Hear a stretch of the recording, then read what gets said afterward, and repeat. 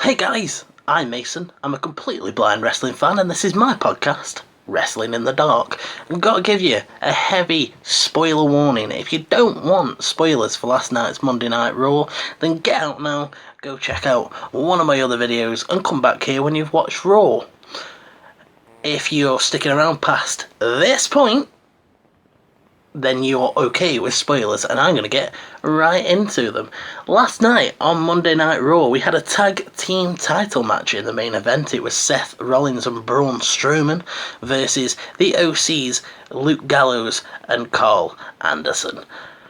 This one was actually a fairly decent match that I enjoyed, and it was a pleasant surprise to turn on the show and hear Vic Joseph, because I'm a big fan of Vic, especially when he's paired with Nigel McGuinness. I just think those two are probably one of my perfect commentary teams.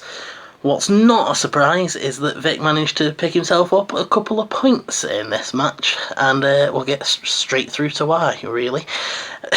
The entrances of the match, I'm like, okay, you could be using this time to build the match and let me know what the OC's been doing and why I should be booing them and getting behind Rollins and Braun, but no, there was just lots of bantering about Bourbon Street and how much of a party it'll be and blah blah blah blah blah, and I just tune out for those bits. Let me know when they're in the ring, and the ring finally pay attention again.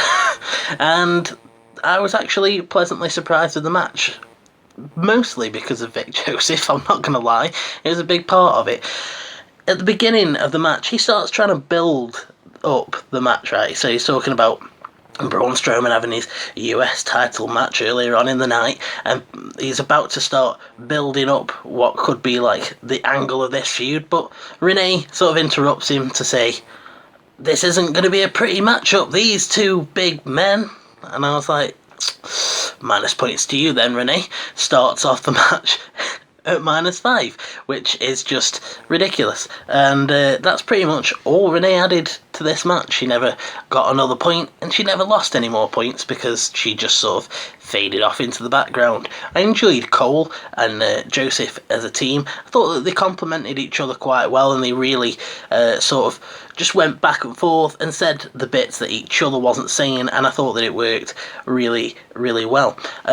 They were playing up the fact that Rollins' ribs were all taped up and banged up from the attacks that he's suffered by Brock Lesnar, and I actually thought for once that they did a fairly decent job of keeping you up to date with that and the effects of the match on that. I gave Vic some points early on in the match for some clear calling when it came to the tag team action in terms of who was tagging in and out, and pointing out that the OC were keeping Luke Gallows, that the OC were keeping Seth Rollins in their corner and going straight for those body shots and working the body. I gave him a +5 for that, so well done. I was going to say Nigel, I'm that used to handing out points to him. It's just coming out. Well done, Vic, you get 5 points.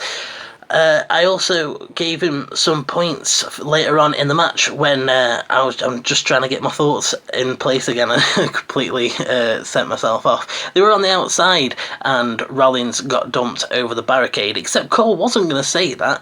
Cole was all like, oh, right to the injured ribs, and Vic was like, oh yeah, right, over the barricade, and I was like, you get some points there, Vic, because I would have missed that one. What I did miss was how Braun Strowman got taken out. It was, one minute he was a part of the match, and the next it was like, Braun's been neutralised, and they didn't really say who, and I was like, but I really did enjoy Vic. He just, the way he calls a match, it's so sports-like, and I really enjoy it.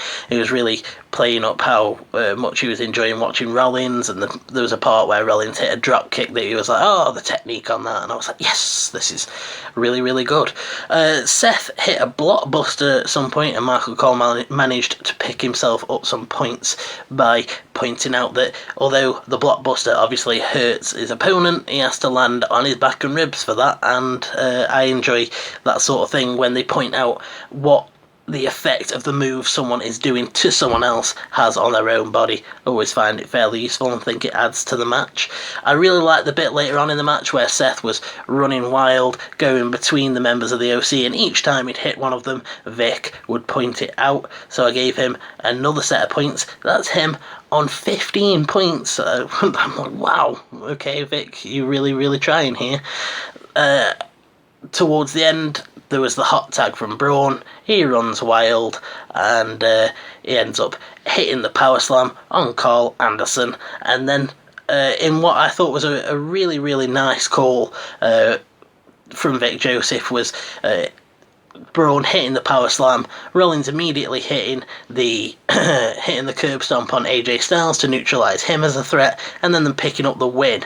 And I gave this match a solid 4 out of 6. Really enjoyed it, and actually Cole and Joseph working really well as a team. Joseph picking up 15, Cole picking up 5, and Renee on -5. Sorry, Renee. You didn't pick up any last time either, so this is looking like a bad trend for you. I'd probably want to get into the result at some point in terms of what I think of Braun and Rollins winning the belt, but short form, not happy about it. Just when you praise WWE, well done, you've finally given the OC some tag belts, you've given AJ Styles the United States Championship, you got them together, you could really build them up to be a cool team, but now you're just going to job them out to Seth and Braun instead. And I'm really not interested in seeing Seth and Braun as a tag team either. I was tempted, I didn't, but I was tempted to subtract points from Cole when he pointed out that that Braun tagged with Nicholas, the 10-year-old. I was like, why bring that up? You're trying to, like, you've done good work in trying to rebuild him, build him back up, and mentioning that just isn't going to help. But yeah, all in all, never really felt lost in this match. Thought it was a pretty decent, serviceable match, but nothing too special. I really wanted to do this match because I thought, you know what, it's the main event of Raw. This is the thing that they're offering up as the most important thing. It's when they're supposed to be at the best. So I thought, why not take a look at that? Like I said, really pleasantly surprised to hear Vic Joseph there. Nice that he picked himself up some points. And well called, in my opinion. I gave it a 4 out of 6, as I've said before. Right, so if you've enjoyed this video, if you click like, I'd really appreciate it. And if you want to have your say on the match, you can do so in the comment section or on Twitter at Mason_WITd. And if you never want to miss another one of my episodes, click subscribe, and then we can be best mates. Right guys, I'm off, and you should have a good one.